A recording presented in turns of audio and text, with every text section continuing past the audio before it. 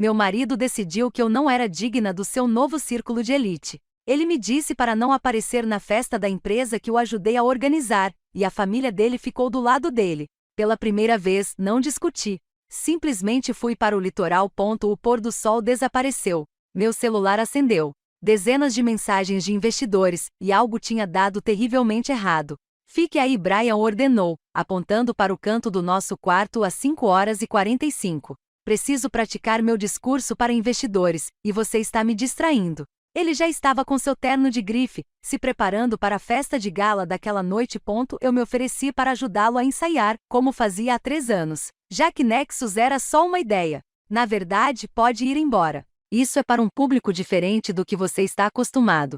São investidores de risco internacionais, não seus antigos clientes da Mackenzie. Ele se virou para o espelho, ajeitando a gravata. Minha mãe estará lá hoje à noite para me dar todo o apoio. Ela entende este mundo. Fiquei parada na porta do quarto que dividimos por 7 anos, observando-o praticar o sorriso para si mesmo, e percebi que havia me tornado invisível no meu próprio casamento. A forma como ele me dispensou não deveria ter sido surpreendente. Os sinais vinham se acumulando há meses, pequenos cortes que eu havia explicado como estresse da rodada de financiamento da Série C. Mas ali, observando-o ensaiar expressões faciais como um ator se preparando para um papel, entendi que aquilo não era estresse. Era quem Brian Morrison havia se tornado. Ou talvez quem ele sempre fora por baixo dos moletons de startup e dos momentos vulneráveis em que precisava de mim.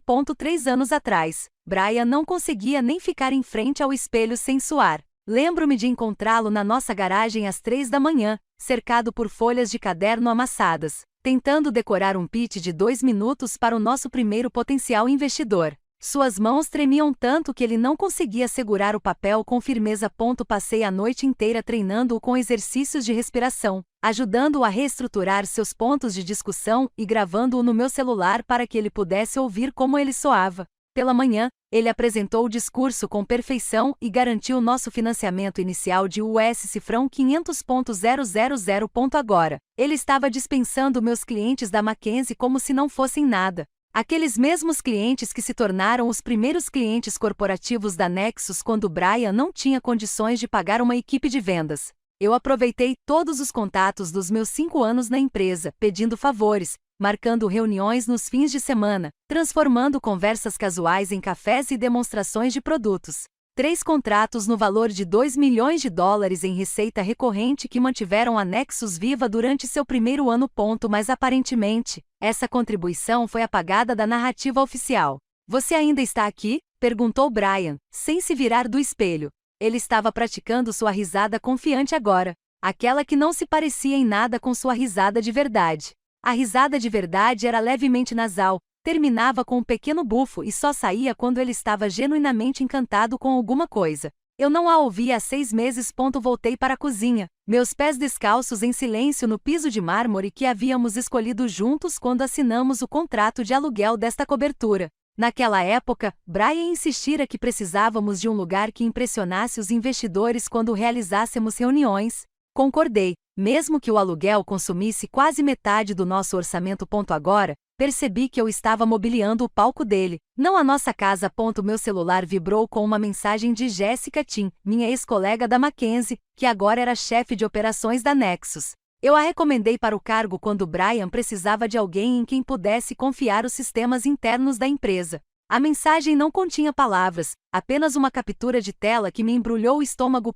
Era um documento de orçamento interno para a gala daquela noite. O tipo de planilha detalhada que eu costumava preparar para o Brian quando ele ainda estava aprendendo a administrar as finanças da empresa. Lá, sob uma seção intitulada Considerações Estratégicas, havia um item que dizia: otimização da frequência. Frequência do cônjuge limitada a membros do conselho e executivos de nível superior que atendessem a critérios específicos.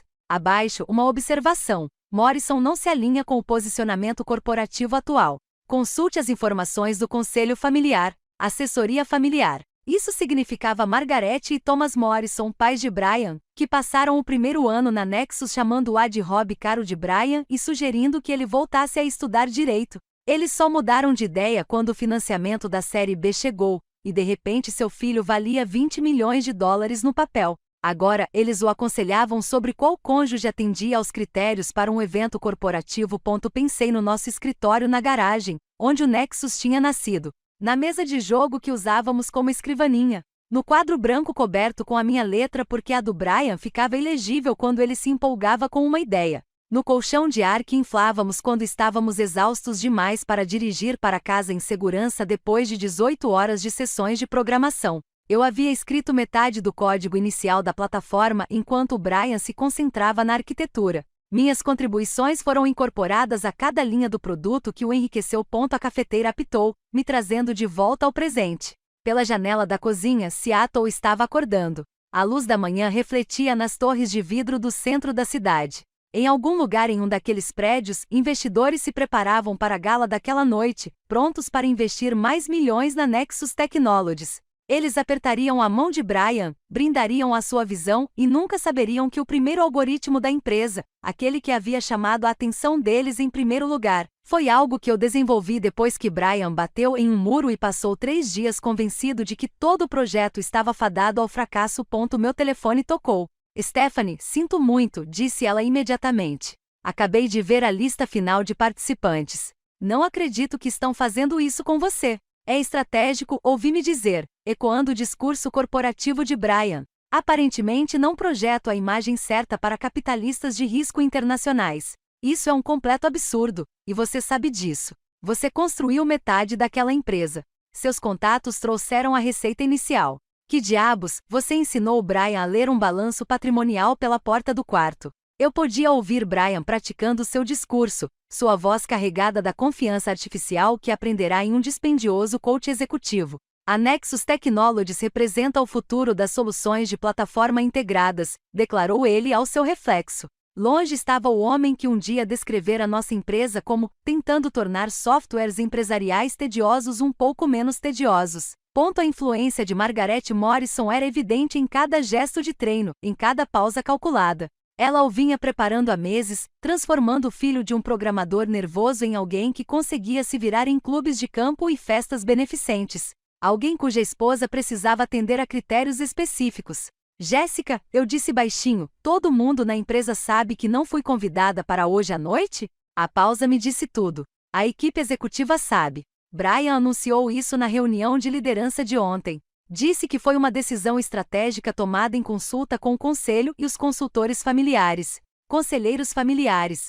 Lá estava de novo. Fui avaliado por um comitê e considerado deficiente. As palavras de Jéssica pairaram no ar enquanto eu pousava o celular. A equipe executiva sabia. Todos na Nexus sabiam que eu havia sido formalmente excluída da gala daquela noite. A humilhação não era mais algo privado. Era política corporativa. Às 14 horas, eu não aguentava mais o silêncio da cobertura. Vesti-me cuidadosamente com meu melhor traje profissional, o terno cinza escuro que usei no encerramento da nossa Série B, e dirigi até a sede da Nexus. O prédio para o qual nos mudamos no ano passado brilhava ao sol da tarde, todo vidro e aço, uma ambição. O segurança Marcos, que me conhecia desde que funcionávamos em um espaço de coworking, pareceu desconfortável quando entrei no saguão. Boa tarde, senhora Morrison, disse ele, sem me olhar diretamente nos olhos. Ele também sabia. A viagem de elevador até o 20º andar pareceu interminável. Quando as portas se abriram, vi Jennifer, a mais nova assistente de Brian, digitando freneticamente em sua mesa. Ela olhou para cima e seu rosto empalideceu. Stephanie, o Sr. Morrison está em reunião. Saindo, eu disse, passando por ela em direção ao escritório de Brian. Através das paredes de vidro, eu via gesticulando em direção a uma apresentação. 3 homens de ternos caros concordavam com a cabeça. A vista atrás dele exibia Elliot Bay em toda a sua glória vespertina, cuidadosamente escolhida para impressionar os visitantes. Tudo naquele escritório era calculado para causar o máximo impacto, incluindo, aparentemente, a minha ausência. 20 minutos depois, os investidores saíram, mal olhando na minha direção. Brian estava parado na porta com uma expressão indecifrável. Precisamos conversar, eu disse. Ele se afastou, deixando-me entrar antes de fechar a porta. O escritório ainda cheirava a sua colônia, algo francês que Margaret lhe dera de presente. Caminhei até a mesa dele, colocando a enorme superfície de carvalho entre nós como uma barreira. Você veio aqui para fazer uma cena? Perguntou ele, ajeitando a gravata Hermes que sua mãe lhe dera no Natal passado. A gravata que ouvira desfazer com tanto orgulho, como se aquela tira de seda representasse sua aceitação em algum clube exclusivo. Vim aqui em busca de uma explicação real, não de um discurso corporativo dúbio. Em uma mensagem de texto, Brian suspirou como sempre fazia quando achava que eu estava sendo irracional. Stephanie, esses investidores hoje à noite não são de Seattle. São a elite do Vale do Silício, capitalistas de risco internacionais que esperam um certo nível de sofisticação. Você é brilhante em estratégia. Admito isso. Mas isso é uma questão de adequação cultural. Adequação cultural, repeti. Tenho um MBA pela Northwestern. Trabalhei na Mackenzie por 5 anos. Em qual cultura eu não me encaixo? Não é tão simples assim. Ele foi até a janela, olhando para a água. Essas pessoas conseguem sentir as coisas. Elas leem pistas sutis. O jeito como alguém segura uma taça de vinho, as referências que fazem em conversas, estejam elas passando o verão nos Hamptons ou em Martha's Vineyard. Você não fala a língua delas. Falo 3 idiomas fluentemente, respondi, incluindo as linguagens de codificação que criaram a plataforma na qual eles estão investindo. Não é isso que eu quero dizer, e você sabe disso. A lembrança do jantar do mês anterior na propriedade dos pais dele de repente me pareceu relevante.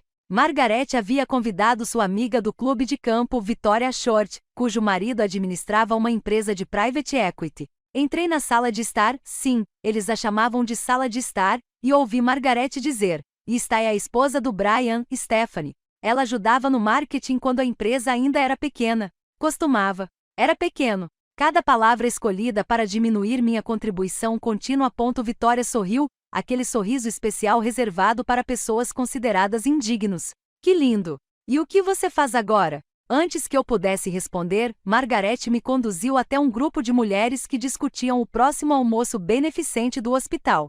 A Stephanie adoraria saber mais sobre o comitê de arrecadação de fundos, anunciou ela, como se minha experiência em consultoria estratégica tivesse evaporado no momento em que a avaliação do filho dela ultrapassou os 9 dígitos. Enquanto isso, Brian e seu pai se retiraram para o escritório de Thomas para discutir estratégias de expansão com o marido de Victoria.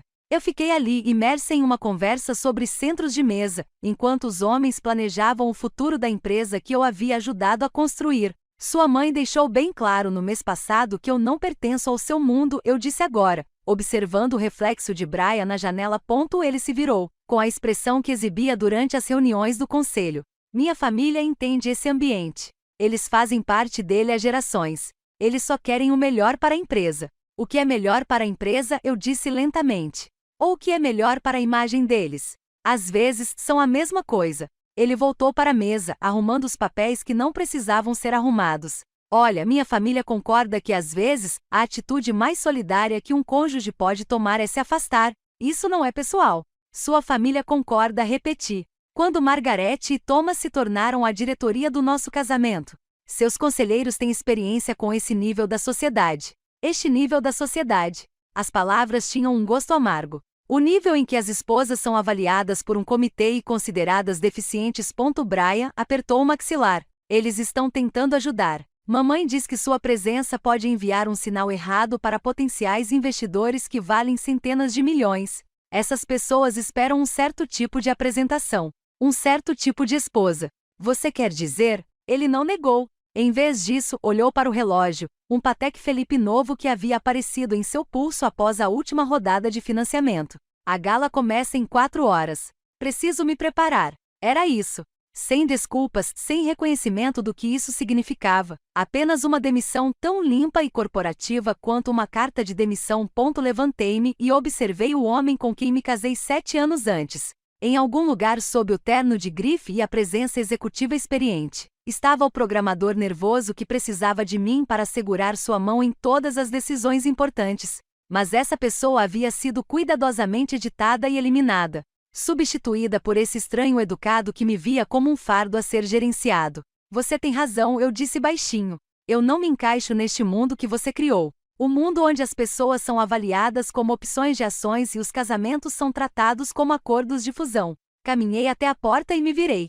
Seus pais devem estar muito orgulhosos. Você finalmente se tornou exatamente o que eles sempre quiseram. Alguém que mede o valor humano em termos de valor estratégico. A viagem de volta para a cobertura levou 12 minutos. Passei-os fazendo uma lista mental. Quando estacionei, já tinha encontrado opções de aluguel de temporada no meu celular. Cannon Beach, Oregon. Uma casa de campo no litoral disponível imediatamente. As fotos mostravam paredes de madeira rústica, móveis descombinados e uma vista desobstruída do Pacífico, tudo o que Brian consideraria abaixo do nosso status. Fiz as malas metodicamente, escolhendo roupas que Brian sempre criticava. Os jeans confortáveis, segundo ele, pareciam casuais demais. Os moletons universitários, segundo ele, não eram apropriados para alguém na nossa posição. Os tênis, ele tentou jogar fora porque não eram de grife. Cada peça parecia resgatar um pedaço de mim que eu havia gradualmente abandonado. A cobertura parecia um museu quando a percorri pela última vez. Cada móvel cuidadosamente escolhido, cada obra de arte precisamente posicionada, tudo selecionado para projetar sucesso e sofisticação. Nada ali me fazia sentir em casa. Nunca me senti assim.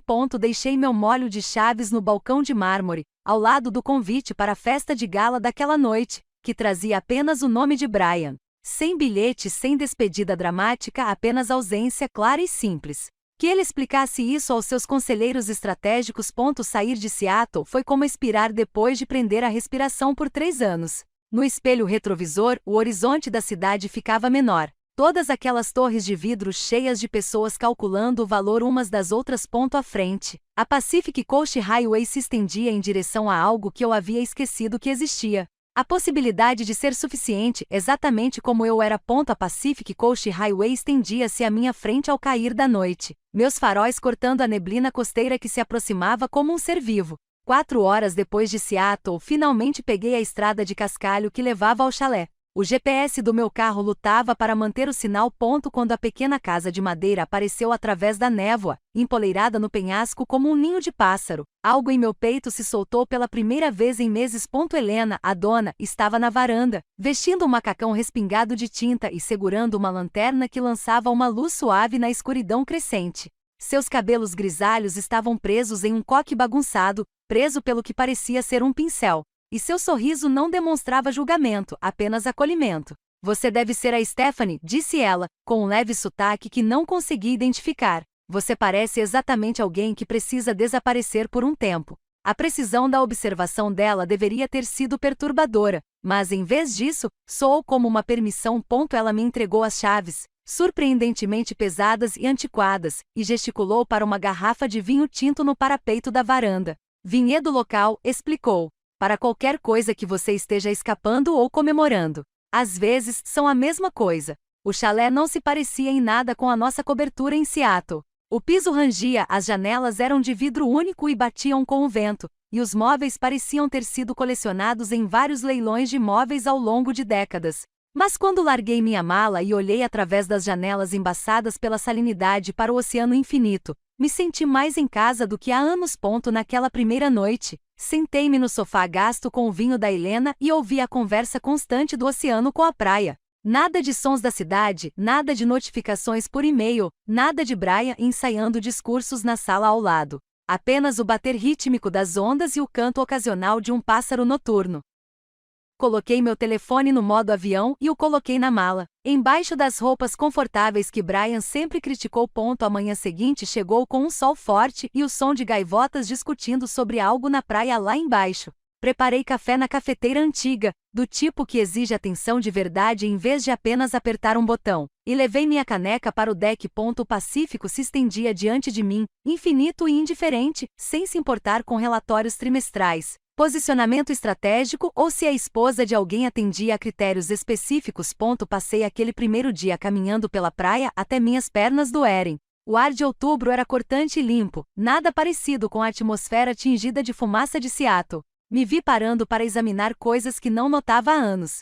A espiral perfeita de uma concha. O jeito como as algas pareciam caligrafias quando secavam na areia. Os pequenos caranguejos que se espalhavam quando minha sombra caía sobre as poças de maré. Meus dedos se lembraram de como funcionava a câmera antiga que eu havia trazido. Aquela que eu havia comprado na faculdade, quando sonhava em ser fotógrafa, antes de a Mackenzie me recrutar.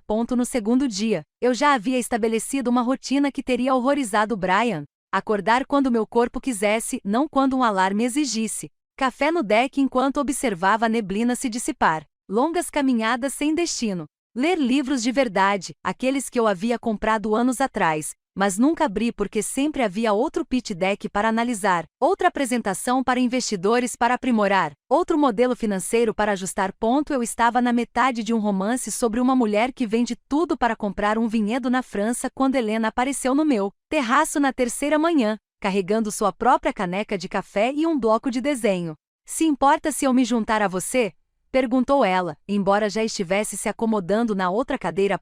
Ficamos sentados em um silêncio confortável por um tempo, ela desenhando a paisagem enquanto eu fingia ler, mas na verdade a observava trabalhar. Suas mãos se moviam com a confiança de alguém que há muito tempo havia parado de se desculpar por ocupar espaço. Você tem a aparência, ela disse finalmente, sem tirar os olhos do desenho, de alguém que está recalculando sua vida inteira. Tão óbvio. Administro esta casa há 15 anos.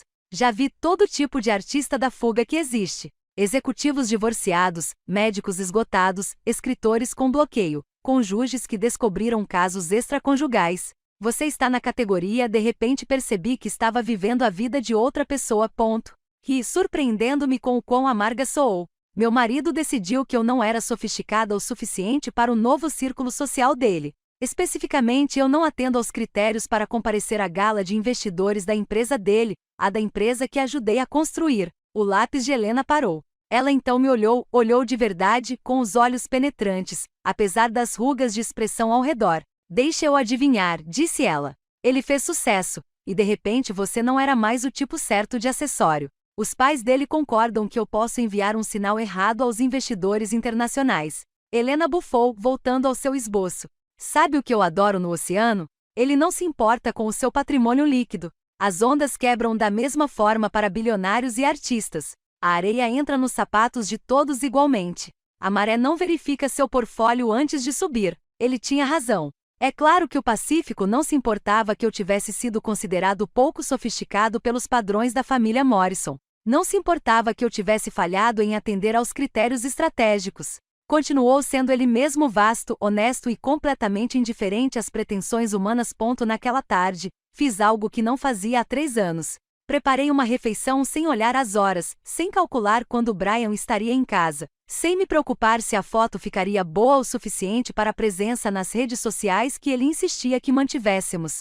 Preparei macarrão com manteiga e alho, nada mais elaborado, e comi no terraço enquanto o sol se punha, transformando o céu em uma aquarela que Helena poderia ter pintado. Mais tarde, encontrei um diário na estante do chalé, com as páginas ligeiramente amareladas, mas vazias. Comecei a escrever, com câmara na mão por estar tão acostumada a digitar. No início escrevi sobre Brian, sobre a dor e a humilhação, mas aos poucos outras coisas surgiram. O negócio de fotografia que eu sonhava em abrir antes da oferta da Mackenzie me tornou prático. O romance que eu havia esboçado, mas nunca escrito porque sempre havia algo mais importante a fazer pela Nexus. O cargo de professora que eu havia recusado porque o Brian disse que precisávamos nos concentrar na nossa empresa.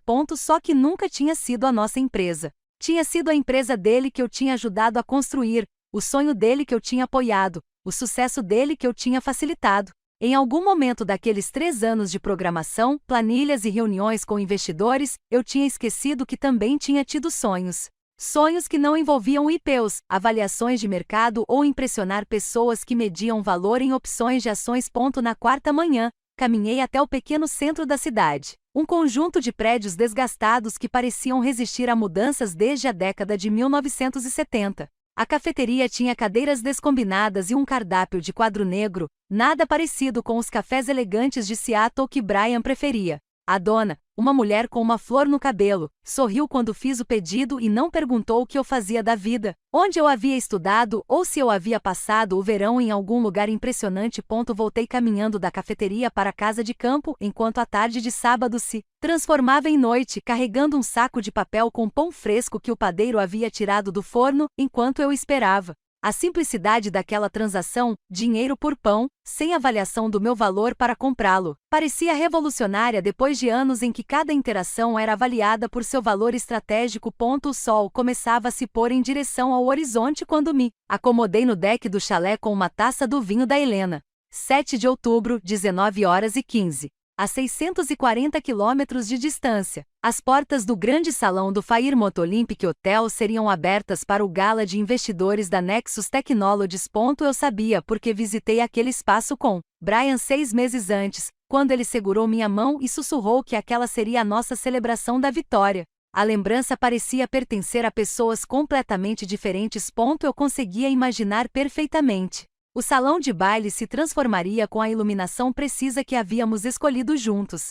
Os arranjos florais do fornecedor que eu havia pesquisado, os coquetéis exclusivos que eu havia sugerido com base nas preferências dos investidores alemães, que eu havia descoberto através de uma investigação cuidadosa de seus eventos anteriores. Cada detalhe carregava minha impressão digital invisível enquanto minha presença real havia sido considerada inapropriada. O vinho tinha um sabor forte em contraste com o ar salgado. Observei o sol pintar o oceano de dourado e tentei não pensar em Brian ajeitando a gravata uma última vez. Margaret ao lado dele, com um vestido de grife que ela havia comprado especificamente para impressionar o público internacional. Thomas circulando pela sala com seu charme experiente de banqueiro de investimentos. Todos fingindo que eu nunca existi, ou pior, que minha ausência foi natural, planejada, mutuamente acordada. Meu celular estava virado para baixo na mesa de madeira, ainda no modo avião, onde estivera por dias. Mas a curiosidade, aquela terrível falha humana, começou a dar aquela coceira familiar. E se algo tivesse dado errado com o buffet? E se a apresentação do Brian tivesse problemas técnicos? E eu me odiava por pensar isso, e se ele precisasse de mim? Às 19h43, liguei meu celular. A tela explodiu imediatamente. O som de notificação se transformou em um zumbido contínuo, com as mensagens chegando mais rápido do que o aparelho conseguia processá-las. 26 chamadas perdidas, 42 mensagens de texto, 17 e-mails marcados como urgentes. O celular chegou a esquentar na minha mão com a atividade repentina. O nome de Jéssica dominava as chamadas perdidas. Suas mensagens começaram profissionalmente e se transformaram em caos. Stephanie, por favor, ligue quando receber isso. Aconteceu algo com os investidores alemães. Brian precisa que você ligue imediatamente. Me ligue agora. Tudo está implodindo. Onde você está? Isso é loucura. Os investidores estão indo embora. Brian está tendo um colapso. Então, algo me fez endireitar a postura. Uma mensagem de Margaret Morrison. Em 7 anos de casamento, minha sogra nunca havia entrado em contato comigo diretamente pelo celular. Ela se comunicava por meio do Brian ou, quando absolutamente necessário, por meio de convites formais por escrito. Mas lá estava, emergência familiar urgente. Ligue imediatamente. Liguei para Jéssica primeiro. Ela atendeu antes do primeiro toque terminar. Graças a Deus, ela ofegou. E eu podia ouvir o caos ao fundo. Vozes exaltadas, o que parecia ser cadeiras se arrastando. Alguém gritando sobre controle de danos. Stephanie, onde você estava? Tudo está desmoronando. O que aconteceu? Os alemães aconteceram. Os documentos de due diligence. Meu Deus, Stephanie. Tentei avisar o Brian, mas ele não me ouviu. Jéssica, calma. E os documentos? Ouvi-a respirar fundo. Sabe aquele analista júnior que o Brian contratou no mês passado? O Kevin alguma coisa. Ele foi designado para compilar o pacote de due diligence para os investidores alemães. O Brian disse a ele para ser minucioso e incluir tudo que demonstrasse a excelência operacional da Nexus. Meu estômago se contraiu. E ele incluiu tudo, Stephanie. Tudo. Todas as comunicações internas sobre a gala desta noite, os documentos orçamentários, as trocas de e-mails, incluindo o documento de considerações estratégicas que a listou como excluída por não atender aos critérios, incluindo o e-mail do Brian para o conselho, onde ele escreveu. Ela fez uma pausa, e eu pude ouvir o farfalhar de papéis. Onde ele escreveu: a presença da minha esposa pode enviar um sinal errado sobre a nossa sofisticação corporativa. Após consultar meus consultores familiares, determinamos que a presença dela não se alinharia ao nosso posicionamento para investimentos internacionais. A taça de vinho escorregou da minha mão, espatifando-se no convés. Um líquido vermelho espalhou-se pela madeira desgastada como sangue. Os alemães viram. A própria Ingrid Hoffmann. Sabe, a sócia-gerente da Hintechnik Ventures, a que controla 2 bilhões em ativos. Ela estava revisando os documentos durante o coquetel. Brian estava no meio de sua apresentação sobre os valores e a cultura corporativa da Nexus quando ela se levantou. Ela se levantou durante a apresentação, diante de todos, 200 pessoas, todos os grandes investidores, todo o conselho. Ela ergueu o tablet com o documento em exposição e disse: Stephanie, não estou exagerando. Disse ainda: Sr. Morrison, o senhor poderia explicar por que sua esposa, que segundo o histórico da sua empresa, ajudou a construir esta plataforma, foi excluída do evento desta noite por não atender aos critérios de sofisticação? Afundei na espreguiçadeira, minhas pernas de repente não conseguiam mais me sustentar. Jéssica continuou, com a voz quase sussurrando. A sala ficou em silêncio absoluto. Brian tentou explicar, disse que aquilo estava fora de contexto, que foi uma decisão mútua. E então Ingrid disse: e meu Deus, todos ouviram não investimos em empresas cuja liderança trata as pessoas como passivos estratégicos. Se é assim que você valoriza a pessoa que ajudou a construir sua empresa, como tratará os outros stakeholders quando for conveniente? Ela disse isso na frente de todos, no microfone. Suas palavras ecoaram pelo salão. Então ela fechou seu portfólio, levantou-se e saiu. Toda a sua equipe a seguiu. 6 outras empresas internacionais saíram com eles. Os americanos ainda estão lá, mas todos ao celular, com seus conselhos. A imprensa foi convidada esta noite. Stephanie, blogueiros de tecnologia, repórteres financeiros. Alguém já postou sobre isso no Twitter. Está virando tendência. Olhei para o meu telefone e finalmente notei os emblemas de notificação em vários aplicativos, mensagens de números que eu não reconheci, solicitações do LinkedIn e até mesmo uma mensagem de texto do meu colega de quarto da faculdade perguntando se eu tinha visto as notícias. Brian deve estar. Ele está arrasado, disse Jéssica simplesmente.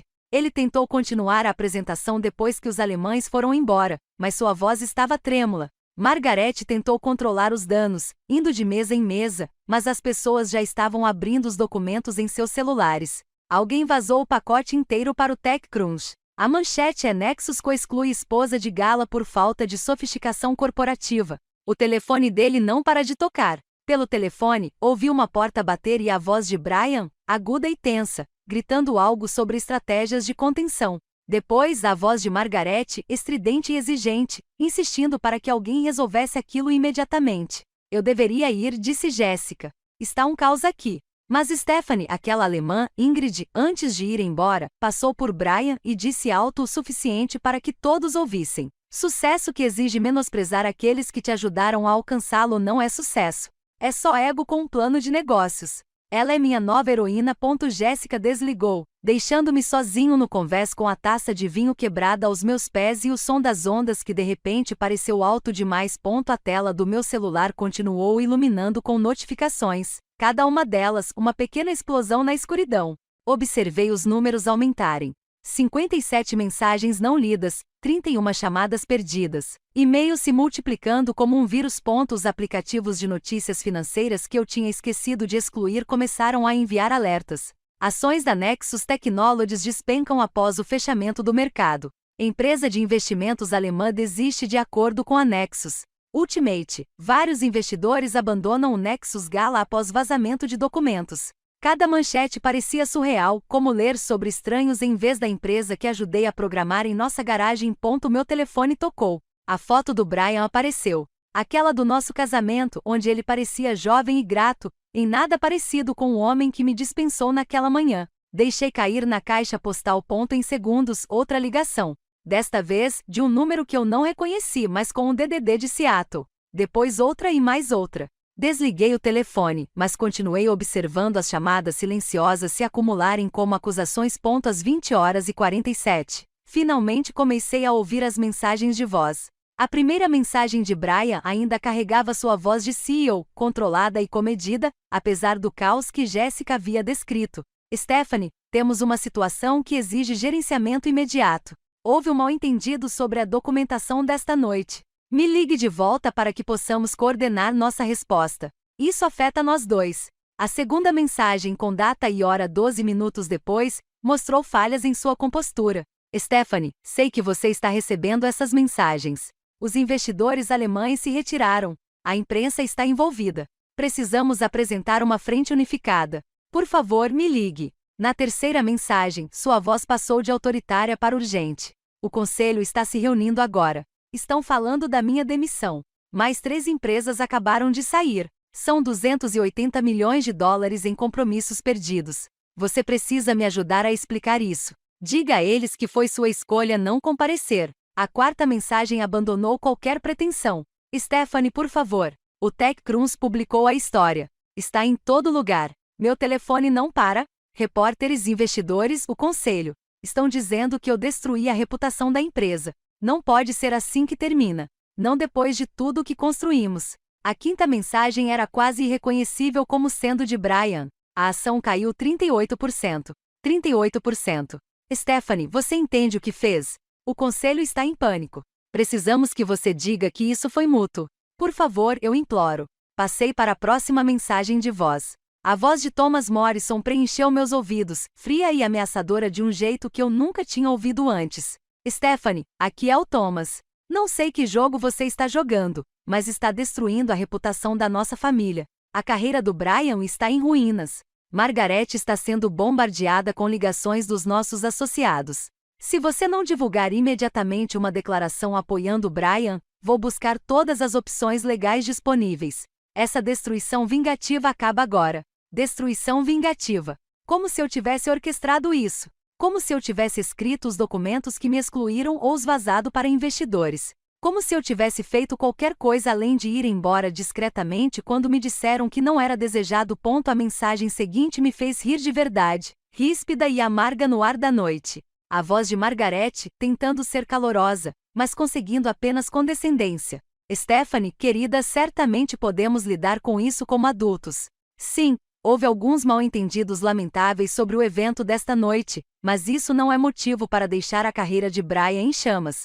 Certamente você pode deixar seus sentimentos de lado pelo bem da reputação da família. Sempre a acolhemos. Nesse momento, ela fez uma pausa, e eu praticamente a ouvi escolhendo as palavras. Apesar das diferenças em nossas origens, não deixe o orgulho destruir tudo. Me ligue de volta para que possamos elaborar uma resposta adequada. Apesar das diferenças em nossas origens, mesmo agora, mesmo implorando por minha ajuda, ela não resistiu àquela última provocação. Como se minha criação de classe média fosse uma falha de caráter, eu deveria ser grato por eles terem ignorado. Meu telefone tocou novamente. Reconheci o número. David Winters, presidente do conselho da Nexus, o homem que certa vez me disse, num jantar da empresa, que eu era a arma secreta do Brian. Ouvi a mensagem dele com crescente descrença. Stephanie, aqui é o David Winters. Estou ligando com uma proposta que pode beneficiar a todos. O conselho está preparado para lhe oferecer um contrato de consultoria, $200 mil por 6 meses de trabalho consultivo. Tarefas mínimas. Em troca, você assinaria um acordo de confidencialidade padrão e emitiria uma declaração esclarecendo que decidiu não comparecer ao evento desta noite para se concentrar em projetos pessoais. Poderíamos redigir os contratos hoje à noite. Os fundos serão transferidos na segunda-feira. Isso protege os interesses de todos e nos permite seguir em frente. Me ligue de volta em até 1 hora. Um suborno. Eles estavam tentando comprar meu silêncio. Para me pagar para validar a história deles, de que eu nunca realmente importei para o sucesso da Nexus. $200 mil para concordar que eu era exatamente o que eles alegavam. Desnecessário, ingênuo, melhor ausente. Meu celular vibrou com uma mensagem de alguém da Forbes. Senhora Morrison, gostaria de comentar sobre os eventos de hoje à noite na Nexus? Estamos publicando uma matéria sobre cultura corporativa e valor conjugal em startups de tecnologia. Outra do Wall Street Journal. Você pode confirmar se foi formalmente excluído da gala desta noite? Bloomberg, Reuters, TechCrunch. As perguntas choveram, e cada repórter sentiu que estava tudo bem. A bateria do meu celular caiu de 60% para 40% só de processar as mensagens recebidas. Durante todo esse tempo, sentei-me no convés observando o oceano, que continuava seu ritmo ancestral, completamente despreocupado com a implosão que acontecia a 640 quilômetros de distância. As ondas quebravam e recuavam, indiferentes aos preços das ações e à reputação corporativa. Uma mensagem de Jéssica interrompeu os pedidos da imprensa. Imagens de segurança do salão de baile estão online. Alguém filmou a saída de Ingrid. Já tem 50 mil visualizações. Brian tentou remover, mas foi baixado e republicado em todos os lugares. A seção de comentários é brutal. Não procurei o vídeo. Não precisava ver a cara do Brian quando seu mundo cuidadosamente construído desmoronou. Eu já tinha visto aquela expressão antes, em pequenos momentos. Quando um dos primeiros investidores desistiu do Nexus, quando nosso primeiro lançamento de produto apresentou bugs. críticos quando ele percebeu que a aprovação dos pais dependia do sucesso. Mas desta vez, eu não estava lá para reconstruir sua confiança, para lembrá-lo de seu valor, para ajudá-lo a encontrar soluções. Outra mensagem de voz do Brian. Esta de apenas 30 segundos atrás. Sua voz estava vazia, derrotada. Stephanie, os outros investidores estão indo embora. Todos eles. O baile inteiro vai terminar 2 horas mais cedo. Todos vão para casa. Mamãe e papai foram embora sem se despedir. Estou em um salão de baile vazio que nos custou $40 mil para alugar. Por favor, me diga o que você quer. O que será necessário para você me ajudar? O que eu queria? A pergunta parecia grande demais para o momento. Eu queria os últimos 3 anos de volta. Eu queria o marido que chorou de alegria quando o nosso primeiro cliente assinou. Eu queria a vida que tínhamos planejado antes que o sucesso reescrevesse todas as nossas definições. Fiquei ali sentado, com a voz embargada de Brian ainda ecoando no meu ouvido, perguntando o que seria necessário para ajudá-lo. O telefone pesava na minha mão, cheio de 37 mensagens de voz, cada uma delas um pedaço do desespero que se desenrolava a 640 quilômetros de distância. O pôr do sol se aprofundava enquanto eu ouvia, transformando o céu do Oregon em camadas de ouro que se transformavam em roxo. O tipo de beleza natural que existia completamente independente do drama humano. O que seria necessário? A pergunta pressupunha que eu tinha exigências, que aquela era uma negociação em que eu tinha uma vantagem que pretendia usar. Mas, sentado ali, observando a luz se apagar sobre o Pacífico, percebi que não queria nada de Brian, de sua família ou da Nexus Technologies. Não queria desculpas, explicações ou o contrato de consultoria que David Winters havia me oferecido como uma cenoura. Eu nem queria vingança. Não mesmo porque vingança exigia que me importasse com o resultado. Eu queria silêncio. Meu polegar pairava sobre o botão liga-desliga. Um toque e eu poderia responder a Jéssica, retornar a ligação de Brian, interagir com a máquina de gerenciamento de crise que certamente estava trabalhando arduamente durante a noite em Seattle. Margaret já teria reunido assessores, elaborando declarações e calculando o controle de danos. Thomas estaria ao telefone com seus contatos jurídicos, explorando opções para conter as consequências. Brian estaria andando de um lado para o outro em seu salão de baile vazio ou em seu apartamento corporativo, atualizando as redes sociais para ver sua reputação ruir em tempo real. Eles queriam que eu participasse do pânico deles. Cada ligação, cada mensagem de texto, cada mensagem de voz era um convite para me juntar ao caos deles, para ajudá-los a lidar com as consequências das decisões que tomaram sobre o meu valor. Até o suborno de David presumia que eu poderia ser trazido de volta à narrativa deles pelo preço certo. Pressionei o botão liga, desliga e segurei até a tela escurecer. Então, fiz algo que não fazia desde a faculdade, antes dos smartphones se tornarem extensões dos nossos corpos. Encontrei uma pequena chave de fenda na gaveta da cozinha da casa de campo, removi a parte traseira do telefone e tirei a bateria. O aparelho se tornou apenas um retângulo de vidro e metal, inofensivo e silencioso. A separação física foi significativa. Não se tratava apenas do modo avião, que podia ser desfeito com um toque. Isso exigia uma ação deliberada para reverter a situação, uma barreira entre mim e a tentação de verificar só mais uma mensagem, de ver se Brian tinha ligado de novo, de testemunhar o colapso contínuo de tudo o que ele havia construído enquanto me excluía. Servi-me de mais uma taça de vinho, com as mãos mais firmes do que a noite toda. Os cacos de vidro de antes ainda cobriam o convés, refletindo a última luz como granadas dispersas. Eu os limparia no dia seguinte. Esta noite, eu só queria me sentar com o alívio estranho e perturbador de ver algo acabar sem tentar consertá-lo. O oceano escurecera, visível agora apenas como som na espuma branca das ondas quebrando. Em algum lugar lá fora, além do horizonte, outras vidas se desenrolavam. Pessoas jantavam, discutiam e comemoravam, completamente alheias ao fato de que a festa de gala de uma empresa de tecnologia havia implodido, ou que uma mulher sentada no deck de uma casa de campo havia acabado de escolher o silêncio em vez do noivado. Ouvi passos no caminho de cascalho por volta da meia-noite. Helena apareceu, carregando uma garrafa térmica e vestindo um cardigã grosso sobre as roupas manchadas de tinta. Ela olhou para o meu rosto, para o telefone desmembrado sobre a mesa, para a garrafa de vinho significativamente mais vazia do que ao pôr do sol, e se acomodou na outra cadeira sem pedir permissão. Notícias boas ou más? Perguntou ela, despejando algo quente e perfumado de sua garrafa térmica na caneca que trouxera para mim. A caneca continha algo herbal que cheirava a conforto. Ainda não tenho certeza, respondi honestamente. Então, como a escuridão e a presença dela facilitavam a honestidade, acrescentei: a empresa do meu marido faliu em um evento de gala para o qual não fui convidada. Os investidores saíram. A carreira dele provavelmente acabou, e eu estou aqui sentindo algo que não é exatamente felicidade, mas também não é tristeza. Alívio, disse Helena simplesmente. Você está se sentindo aliviada. Olhei para ela, aquela mulher que eu conhecia há menos de uma semana, e senti as lágrimas brotarem. Não o choro que eu havia chorado em Seattle quando descobri o documento de exclusão, que tinha sido quente e raivoso. Essas lágrimas eram diferentes, mais frias, quase purificadoras. Eu deveria me sentir péssima, eu disse. Eu deveria querer ajudá-lo, ou pelo menos sentir pena dele. Mas fico pensando em como é tranquilo aqui, como o oceano não se importa com nada disso. Helena ficou em silêncio por um momento, tomando seu próprio chá. Então disse: saí de um escritório de advocacia há 15 anos. Um escritório de advocacia de luxo em Manhattan, onde passei uma década trabalhando 100 horas por semana. Eu tinha acabado de ganhar o maior caso deles. Empresa farmacêutica, 9 dígitos em jogo.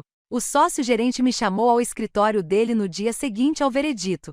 Ela fez uma pausa, e eu pude ver a lembrança se refletindo em seu rosto à luz da varanda. Achei que fosse sobre parceria.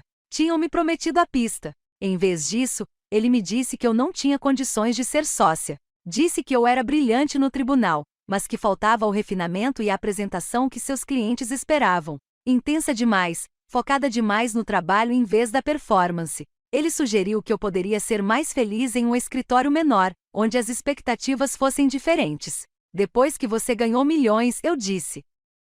Depois que ganhei milhões, ela confirmou. Então, saí naquele dia, arrumei meu apartamento naquela semana e atravessei o país dirigindo até encontrar este lugar. Comprei o chalé com minhas economias, comecei a pintar e nunca mais voltei. A melhor decisão que já tomei. Eles te ligaram? Tentaram te chamar de volta? Helena sorriu, e era o tipo de sorriso que guardava anos de sabedoria adquirida. Eles ligaram por meses. O caso que eu havia ganhado começou a apresentar complicações. O cliente não ficou satisfeito com o advogado substituto. Eles me ofereceram um cargo de sócia sênior, meu nome na porta, um escritório de canto. Eu nunca atendi. Por fim, eles pararam de ligar. A última notícia que tive foi de que o cliente havia saído do escritório. Ela se inclinou para a frente, seus olhos encontrando os meus na penumbra. Sabe o que eu aprendi? O silêncio é a resposta mais poderosa para pessoas que fundamentalmente não entenderam o seu valor. Elas esperam raiva, mágoa ou negociação. Elas estão preparadas para tudo isso. Mas o silêncio as força a tomar suas decisões sem a sua participação. Meu telefone ficou mudo na mesa entre nós, e pensei em Brian em seu salão de baile vazio, Margaret fazendo suas ligações para controlar os danos, Thomas ameaçando com ação judicial, David oferecendo suborno. Todos eles esperando que eu respondesse, que me envolvesse, que os ajudasse a administrar o que haviam criado. Minha amiga Jéssica ligou antes de eu desligar o telefone e eu disse. A investidora alemã que saiu divulgou um comunicado. Ela disse: sucesso que exige a diminuição de pessoas não é sucesso. É apenas ego com um plano de negócios. Mulher inteligente, disse Helena. Já está sendo compartilhado em todos os lugares. Todo o desastre agora é público. Brian provavelmente está sendo estripado nas redes sociais. E como isso faz você se sentir? Considerei a questão honestamente, encarando a complexidade das minhas emoções. Satisfeito não é bem isso. Vindicado parece ativo demais. É mais como assistir às consequências naturais das decisões se desenrolarem sem a minha interferência. Como se eu finalmente tivesse parado de tentar administrar resultados que nunca foram meus. Helena levantou sua caneca em um pequeno brinde às consequências naturais e à liberdade de não interferir. Ficamos sentados juntos até quase 2 da manhã, conversando sobre tudo exceto Brian e Nexus. Ela me contou sobre suas instalações artísticas, sobre aprender a confiar em seus instintos criativos depois de anos de argumentação jurídica. Contei a ela sobre os sonhos fotográficos que havia abandonado, sobre o romance que havia esboçado, mas nunca escrito, sobre todas as versões de mim mesmo que havia deixado de lado para construir o império de outra pessoa. Quando finalmente entrei, deixei o telefone desmembrado na mesa da varanda. De manhã, estenderia o aluguel do meu chalé. Passaria dias caminhando por praias, ajudando Helena a se preparar para sua próxima exposição na galeria, comendo refeições que não exigiam documentação ou propósito estratégico. Descobriria como era existir sem plateia, sem tentar provar meu valor para pessoas que já haviam decidido que eu não tinha. A vingança, eu estava aprendendo, não exigia ação, planejamento ou consequências cuidadosamente orquestradas. Às vezes a vingança era simplesmente escolher a paz enquanto o mundo cuidadosamente construído por outra pessoa desmoronava sob o peso de suas próprias decisões. Às vezes tinha gosto de maresia, chá de ervas e o silêncio absoluto de um telefone que não tocava. A semana em Cannon Beach se estendeu por 8 dias, depois 9, depois 10. Todas as manhãs, eu acordava com o som das ondas e a ausência de urgência. E todas as manhãs eu escolhia ficar mais um dia. Helena nunca perguntou quando eu iria embora. Ela simplesmente ajustou o contrato de aluguel, ignorando minhas preocupações sobre suas outras reservas com a mão suja de tinta e o comentário de que o chalé parecia saber quem precisava dele. Mas na 11ª manhã, acordei com uma sensação diferente. Não exatamente de medo, mas com a clareza de que o silêncio havia feito seu trabalho. Eu havia descoberto o que precisava saber sobre mim, sobre o que eu queria, sobre quem eu era sem as ambições de Brian definindo meus dias.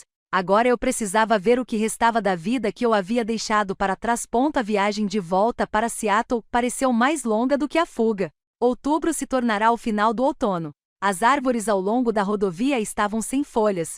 Tudo se transformava em tons de cinza que combinavam com a minha incerteza. Liguei meu celular novamente naquela manhã, deixando-o carregar enquanto fazia as malas, mas não tinha olhado as mensagens. Haveria tempo suficiente para aquele caos quando eu chegasse. A cidade surgiu através da chuva por volta das 16 horas, com seu horizonte emergindo da névoa como um estranho familiar. Eu morava aqui há 7 anos, mas, dirigindo pelo centro em direção à nossa cobertura, me senti como um turista observando a vida de outra pessoa. As cafeterias onde Brian e eu planejamos nossas primeiras estratégias. O restaurante onde celebramos nosso primeiro grande contrato. O parque onde caminhávamos nas manhãs de domingo antes do sucesso preenchia todos os fins de semana com eventos de networking. O estacionamento do nosso prédio contou a primeira história. Parei na vaga designada e notei que o Tesla do Brian havia sumido. Em seu lugar, não havia nada, apenas concreto vazio marcado pelas leves marcas dos pneus de sua partida. Fiquei sentado no meu carro por um longo momento, com o motor desligado, ouvindo o barulho do metal esfriando e tentando me preparar para o que quer que me esperasse lá em cima. A cobertura pareceu abandonada no momento em que abri a porta. Não vazia, todos os móveis permaneciam lá. Todas as obras de arte cuidadosamente selecionadas ainda estavam penduradas nas paredes, mas oca de um jeito que não tinha nada a ver com a ocupação física. O ar tinha um gosto rançoso, como se ninguém tivesse aberto uma janela há dias. Correspondências se acumulavam na mesa de entrada, principalmente contas e correspondências corporativas endereçadas a Brian. Caminhei lentamente pelos cômodos, notando as pequenas ausências que marcavam sua partida. Seus artigos de higiene pessoal sumiram do banheiro. O armário onde seus ternos estavam pendurados estava meio vazio. Seu laptop sumiu da mesa do escritório. Ele pegou apenas o que precisava e deixou todo o resto como evidência de uma vida que parou no meio da frase. No balcão da cozinha, encontrei um único envelope com meu nome escrito com uma letra que não reconheci. Dentro, havia papéis de divórcio em uma linguagem formal e fria. Diferenças irreconciliáveis aparecia várias vezes. Cada caso era uma tradução burocrática de 3 anos de apagamento gradual. Não havia nenhum bilhete, nenhuma explicação além da terminologia jurídica. Brian havia comunicado sua decisão final por meio de seu advogado, mantendo distância profissional mesmo após a dissolução do nosso casamento. Eu deveria ter sentido algo, raiva, tristeza, ou até alívio. Em vez disso, senti apenas uma curiosidade distante, como se estivesse lendo sobre o divórcio de outra pessoa. Os documentos não exigiam nada descabido. A divisão dos bens seria negociada. O contrato de locação da cobertura estava em nome de ambos. Tudo poderia ser resolvido por advogados. Não era necessária comunicação direta. Deixei os papéis no balcão e olhei para as luzes da cidade começando a brilhar na escuridão do início da noite. Em algum lugar lá fora, Brian morava em um apartamento corporativo, provavelmente ainda usando seus ternos de grife e praticando sua presença executiva pelo resto de sua carreira. O pensamento não trazia satisfação, nem justificativa. Simplesmente era. Na manhã seguinte, encontrei-me com Catherine Wright, a advogada que a amiga de Helena havia recomendado. Seu escritório ocupava uma suíte modesta em um prédio distante das torres reluzentes onde se localizavam os escritórios de elite de Seattle. Os móveis eram confortáveis, mas não imponentes. As obras de arte nas paredes eram originais de artistas locais, e não peças de investimento. Ela me cumprimentou com um aperto de mão firme e um olhar que sugeria que ela tinha ouvido todas as histórias e não julgava nenhuma delas. Já revisei o pedido de divórcio, disse Catherine depois de tomarmos café. Linguagem direta sem pedidos incomuns. Mas achei que você deveria saber o que está acontecendo com a Nexus Technologies desde o incidente da gala. Ela puxou uma pasta repleta de artigos impressos e documentos financeiros. A página superior mostrava um gráfico da avaliação das ações da Nexus, com a linha caindo como um penhasco após 7 de outubro. Queda de 40% na avaliação, continuou Catherine, traçando a descida com o dedo. 3 membros do conselho renunciaram, incluindo seu ex-sogro, Thomas Morrison. A empresa perdeu não apenas o investimento alemão, mas também 2 outras empresas internacionais que estavam em negociações avançadas. Retirada total de capital de aproximadamente 400 milhões de dólares. Olhei para os números, tentando conectá-los à empresa que ajudei a programar na nossa garagem. 400 milhões de dólares. O valor parecia abstrato, grande demais para ser associado às pequenas decisões que me levaram até ali. Qual a posição do Brian? Perguntei. Tecnicamente ainda é CEO, mas o conselho o destituiu de várias autoridades importantes. Ele é essencialmente uma figura decorativa agora, enquanto busca uma liderança substituta. Seus pais retiraram o apoio financeiro 2 dias após a gala.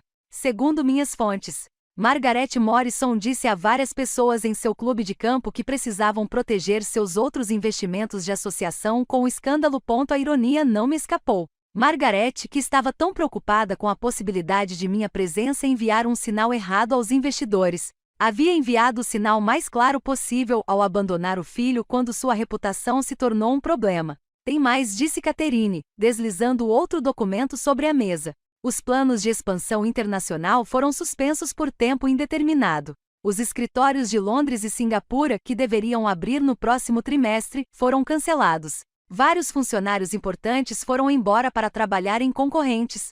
Quantos funcionários? 43 nos últimos 10 dias, incluindo a maior parte da equipe de engenharia original que construiu a plataforma com você e Brian. Pensei naqueles primeiros dias, nas pessoas que acreditaram na Nexus quando ela era apenas uma ideia.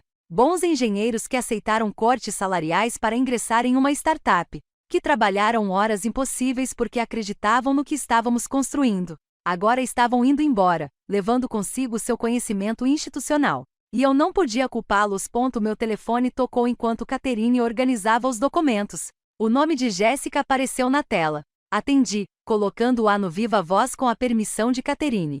Stephanie, graças a Deus, disse Jéssica com a voz tensa de estresse. Você voltou para Seattle? Podemos nos encontrar? Estou de volta. O que está acontecendo? O que não está acontecendo? O escritório parece um cemitério. Metade das mesas está vazia. As que não estão vazias estão ocupadas por pessoas atualizando seus perfis do LinkedIn. Brian mal sai do escritório. Quando sai, parece que não dorme há dias. Margaret e Thomas não comparecem a uma reunião do conselho desde que o escândalo veio à tona. As pessoas dizem que eles têm vergonha de aparecer. Combinamos de nos encontrar para tomar um café naquela tarde em um lugar pequeno perto do Pike Place Market, escolhendo deliberadamente um lugar longe dos escritórios da Nexus e dos redutos corporativos onde poderíamos encontrar pessoas daquele mundo. Jéssica parecia exausta quando chegou, sua aparência normalmente impecável suavizada por olheiras e cabelos presos em um rabo de cavalo simples, em vez de seu estilo profissional. Encontramos uma mesa de canto onde podíamos conversar sem sermos ouvidos. Está morrendo, disse ela sem preâmbulos. A empresa. Já passei por aquisições e demissões antes, mas isso é diferente. É como ver algo apodrecer por dentro, porque a fundação estava corrompida o tempo todo. Que dramático, Stephanie. Os investidores estão exigindo ativamente a renúncia de Brian. Não sugerindo, exigindo. Os membros restantes do conselho estão em reuniões diárias tentando descobrir como removê-lo sem acionar a cláusula em seu contrato que lhe daria uma indenização exorbitante. Enquanto isso, ele está em seu escritório fazendo ligações desesperadas para todos os contatos que tem, tentando reconstruir relacionamentos que destruiu em sua ascensão. Ela fez uma pausa para tomar um gole de café, e pude ver que suas mãos tremiam levemente. Quer saber a pior parte? Ele está confuso, genuinamente confuso sobre por que as pessoas não atendem suas ligações. Por que os mesmos investidores que o cortejaram há 3 meses não respondem aos seus e-mails? Ele chegou a dizer em uma reunião ontem que tudo isso foi um mal-entendido que tomou proporções exageradas. O mal-entendido repeti. Ele não entende. Ele acha que se trata de relações públicas, de gerenciar uma narrativa. Ele não entende que as pessoas viram exatamente quem ele é e decidiram que não querem fazer negócios com essa pessoa. Meu celular vibrou com uma notificação por e-mail. O nome do remetente me fez parar. Ingrid Hoffmann, a investidora alemã cuja greve deu início a tudo. O assunto dizia, uma conversa que vale a pena ter, abriu enquanto Jéssica observava curiosa. A mensagem era breve e direta, escrita no estilo eficiente que eu havia aprendido a associar à comunicação empresarial europeia. Senhorita Morrison, espero que esta mensagem a encontre bem. Gostaria de entrar em contato pessoalmente após os eventos de 7 de outubro.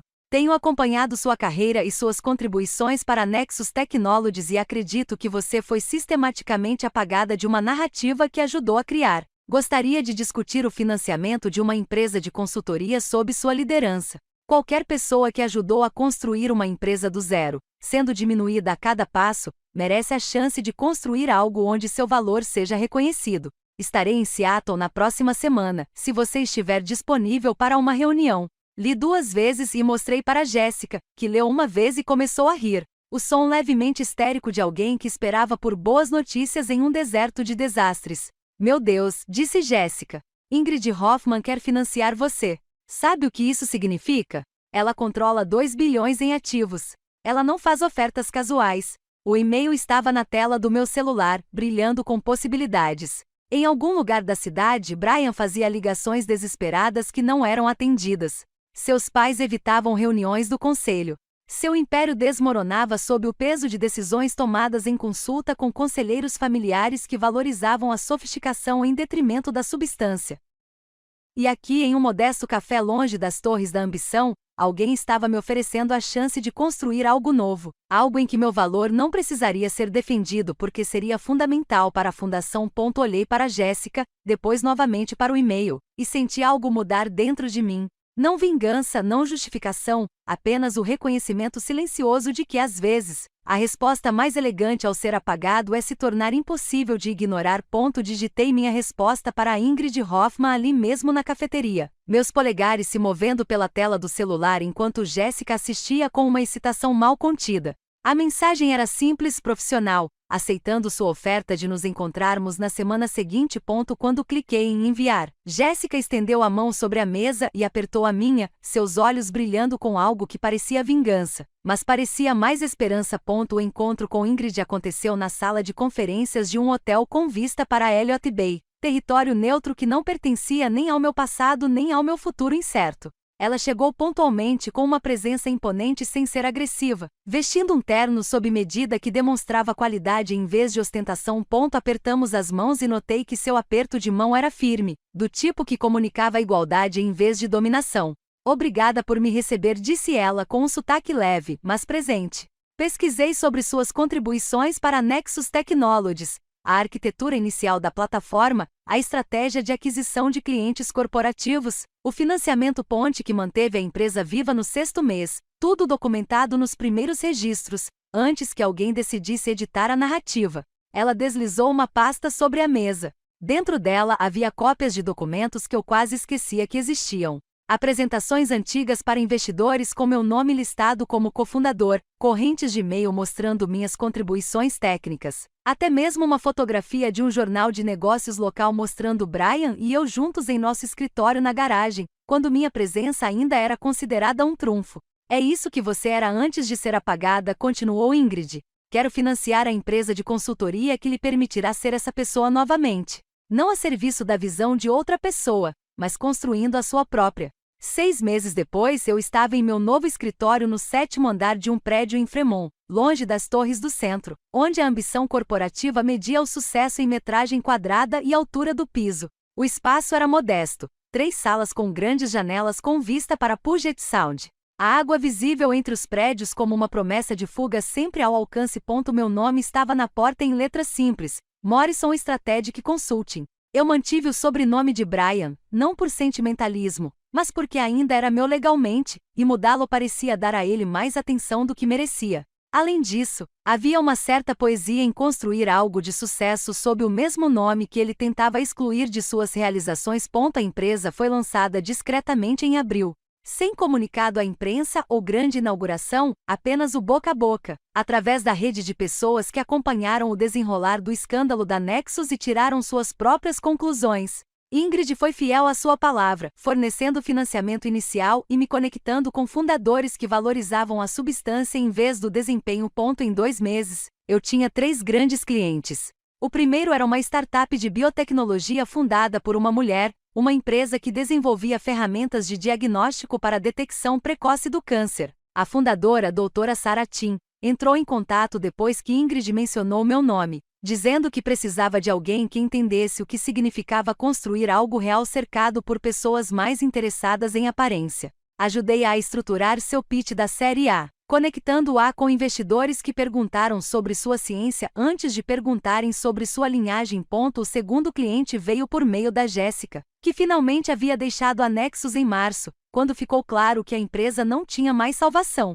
Ela se juntou a uma startup de fintech em estágio intermediário e me recomendou ao CEO, que precisava de ajuda para navegar pela expansão sem perder a cultura que os havia tornado bem-sucedidos.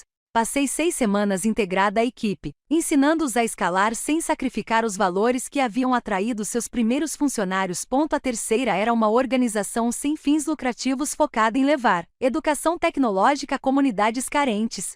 Um trabalho que pagava modestamente, mas que tinha uma importância que a Nexus nunca teve. A diretora executiva me disse durante nossa primeira reunião que havia me procurado especificamente porque queria alguém que entendesse que o impacto nem sempre é medido em avaliações e estratégias de saída. Meu escritório era mobiliado de forma simples, nada parecido com os espaços cuidadosamente planejados que Brian preferia. Uma mesa de carvalho maciço que eu encontrara em um leilão de imóveis, cadeiras confortáveis para clientes, estantes com textos sobre estratégia e liderança, além de romances e coletâneas de poesia. Em uma das paredes, havia várias pinturas de Helena, abstratas vibrantes que me lembravam de Cannon Beach e da Semana que Mudará Tudo. Mas a obra mais importante estava na minha mesa em uma moldura simples, uma fotografia que eu havia tirado naquela noite de outubro, do pôr do sol sobre o Pacífico, pintada em camadas de dourado e roxo.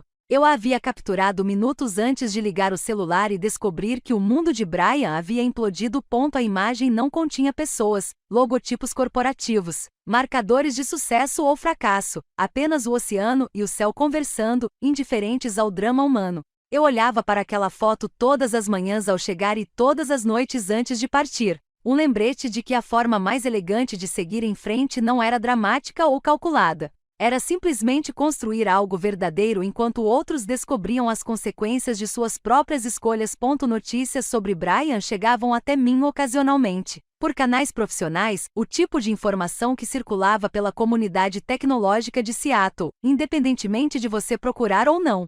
Ele permaneceu como CEO da Nexus Technologies, embora a empresa que liderava tivesse pouca semelhança com o que construímos juntos.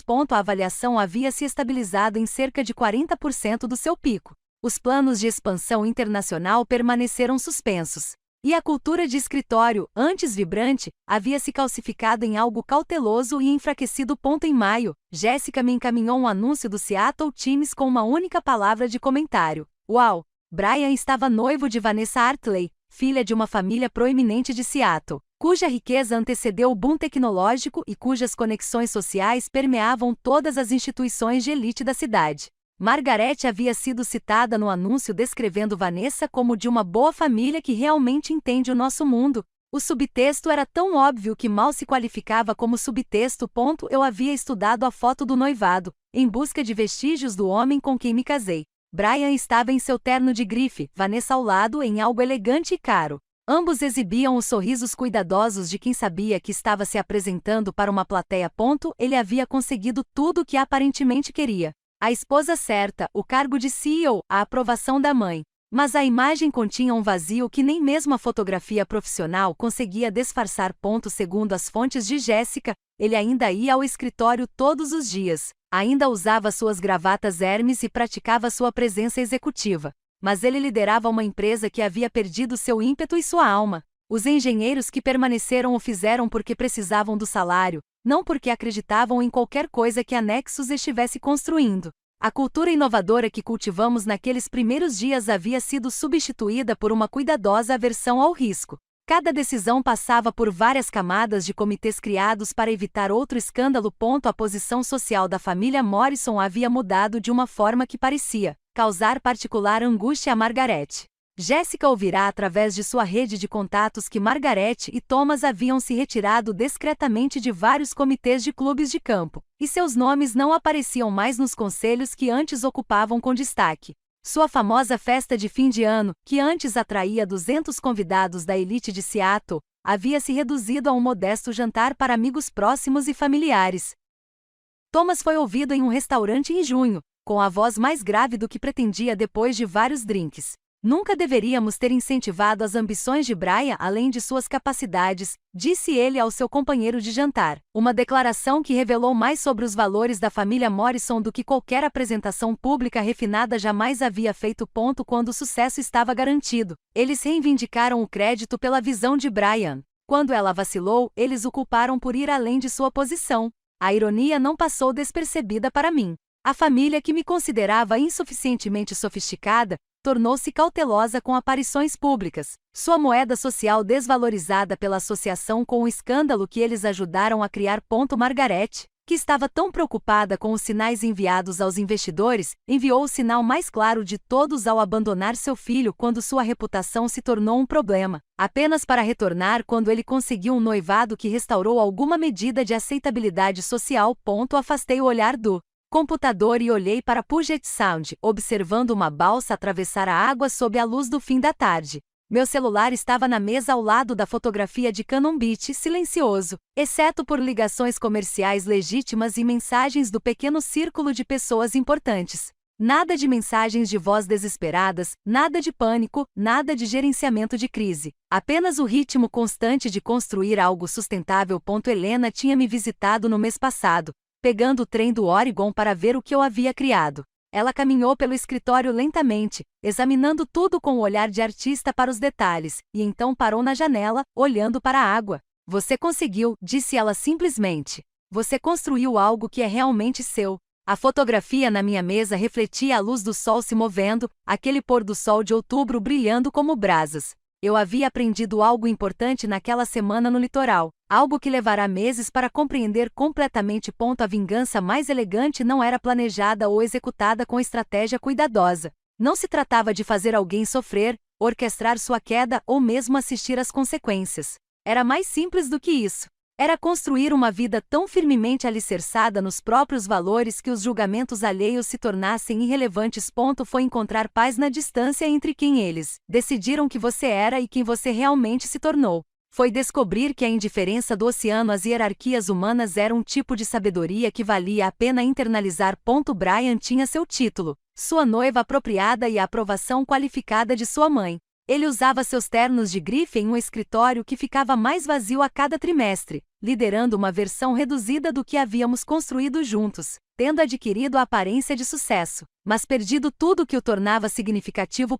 E eu estava sentado no meu modesto escritório ajudando fundadores a lembrar que quem constrói a escada também merece subir, trabalhando com clientes que valorizavam a substância em vez da sofisticação, construindo algo que parecia verdadeiro de uma forma que a Nexus nunca havia conseguido.